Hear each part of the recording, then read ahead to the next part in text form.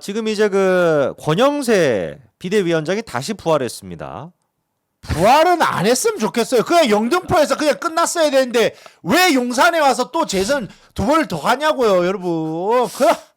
나 참. 권영세 지금 이제 전 비대위원장이 홍준표 시장과 이제 썰전을 지금 벌이고 있는데요. 여러분 아시는 것처럼 홍준표 지지자의 모임, 홍사모 홍사랑 국민통합진홍 뭐 이런 좀 이름이 좀 재밌네요. 이런 이제 단체들이 지난번에 이재명 후보가 대통령이 돼야 된다라고 지지선 했는데 이거는 일단 어떻게 보셨습니까? 머리가 아픕니다.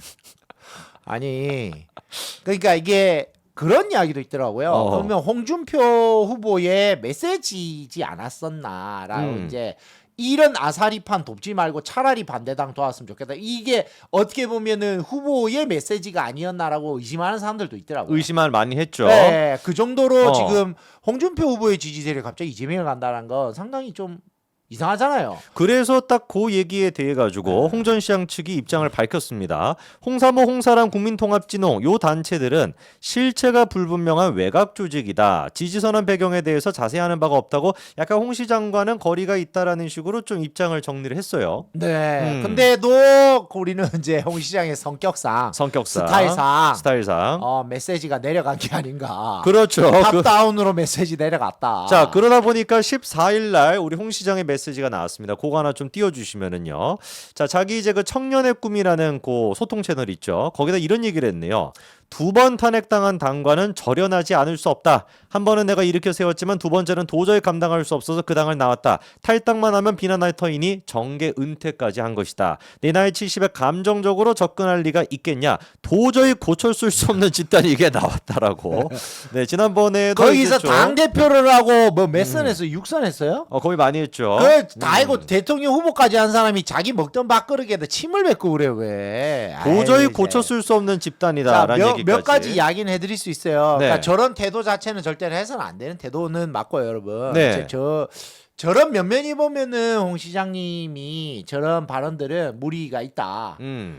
지난번에 정신이 돌아왔는데 갑자기 또 정신이 또 왔다 갔다 하시는 것 같아. 지금의 이제 그 친윤들이 장악한 이 국민의힘에 대해서 저렇게 고쳐쓸 수 없는 집단이라고까지 얘기한 것 같아요. 그러면 친윤 집단에 대해서 비판을 해야지. 이렇게 하면 두 번 탄핵당한 당과는 절연하지 않을 수 없다. 왜 일찍 이야기하시지 왜 이제 이야기하시냐는 거죠. 그것도 좀 그렇죠. 탄핵 두 번 당했을 때 이야기 좀 하시지. 그렇죠. 그리고 본인이 대통령 후보 안 나오면 되잖아요. 그렇죠. 이런 당에서 후보 나와봐야 이거 망신이죠 라고 하고 안 나왔어야 되는데 저 말도 틀렸고. 생각해보면 고쳐쓸 수 없는 집단이 지금 갑자기 고쳐쓸 수 없게 된 게 아니라 원래부터 고쳐쓸 수 없었거든요. 그러니까 네. 고쳐쓸 수 없었으면 왜 고쳐쓸 수 없었는지를 설명하고 그 이유가 탄핵 두 번 당한 것이라면 본인도 그 당에서 대통령 후보를 하겠다고 나오면 안 되죠.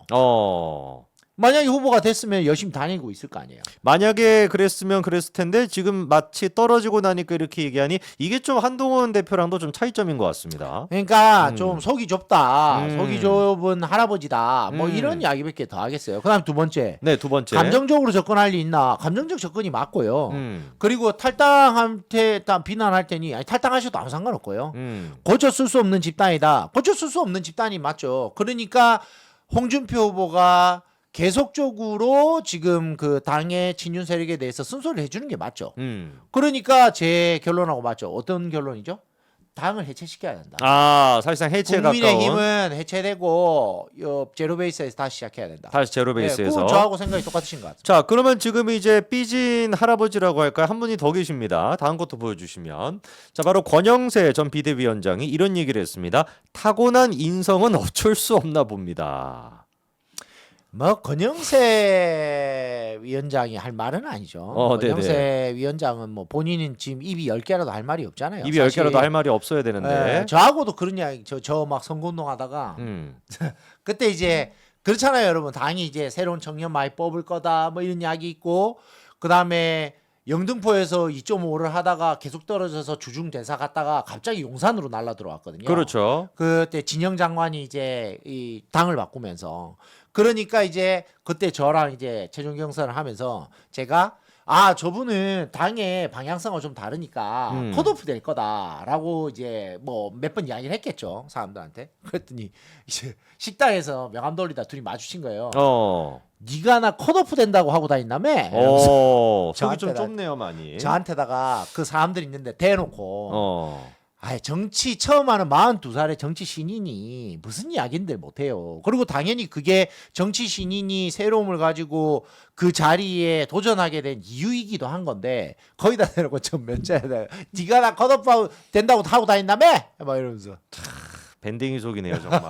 그런 일화가 있습니다. 저하고는. 자 이런 상황에 대해 가지고 이준석이 이런 얘기를 했는데 한번 좀 띄워주시면은 요게 좀 맞는 얘기라서 이준석이라고 해도 한번 좀 읽어드리겠습니다. 본인들이 러브콜 했다가 응하지 않으니까 인성 운운하는 건 무슨 황당한 일입니까? 제가 국민의힘을 나와 그 당의 반문명과 무지성에 대해 비판하니 싸가지 없다고 집단 린치를 가하던 그때의 모습과 조금도 다르지 않다. 자기 당 후보라고 뽑아놓은 사람이 이길 가망이 없다는 이유로 새벽 3시에 후보 교체 쿠데타를 일으켰던 집단이 이제는 그 사람만이 이길 수 있는 카드라고 떠들면서 어제와 오늘이 다른 새빨간 거짓말을 해대고 있으니 대국민 사극 좀 적당히 하십시오. 김문수 후보로는 이길 수 없다는 사실은 그때나 지금이나 다를 바 없다. 그런 후보를 옹립한 장본인이 사기 경선 피해자인 홍준표 시장님께 감히 타고난 인성을 말할 자격이 있습니까? 그야말로 진짜 싸가지가 없습니다. 국민 앞에 싸가지가 없는 겁니다. 이렇게 이제 또 얘기를 했습니다. 그랬더니 저거를 또 권영세 비대위원장이 또 맞받아쳤어요. 다음 것도 띄워주시면 안 맞받아치는 게 없습니다. 보수 전체를 왜 열심히 뛰길 바랍니다. 젊은 정치인으로서 정치공학적 계산이 아닌 손해를 보더라도 정의 발음을 추구하는 그런 모습을 기대하겠습니다. 제가 좀 느끼는 게 뭐냐면 이 이른바 친윤이라고 하는 사람들의 자기 어떤 그 똥통 같은 모습 이거를 지금은 야 우리가 지금 우리끼리는 싸우지 말아야 돼. 우리끼리는 뭔가 지금 원팀이 돼야 돼. 요런 식의 뭔가 하나만한 얘기를 자꾸 묻고 가려고 하는 느낌이 들거든요. 보수 전체를 위해서 열심히 뛰길 바랍니다. 약간 요런 식의 멘트를 좀 어떻게 보십니까? 원래 권영세 스타일이에요. 아 원래 권영세 스타일이다. 말을 세게 하진 않아. 어. 세게 하진 않은데 조금 빈정상하게 하는 스타일이죠. 그렇게 또 저기 딱 권영세 스타일이에요.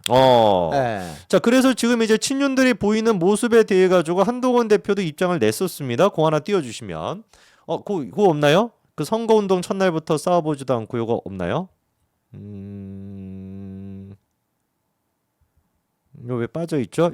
저거 제가 들었는데 지금 바로 좀 띄워주시면은 그래서 지금 이제 친윤들 같은 경우는 뭐 보수 전체를 위해 가지고 싸우길 바란다 뭐 그런 식으로 지금 얘기하고 있는데 그건가요?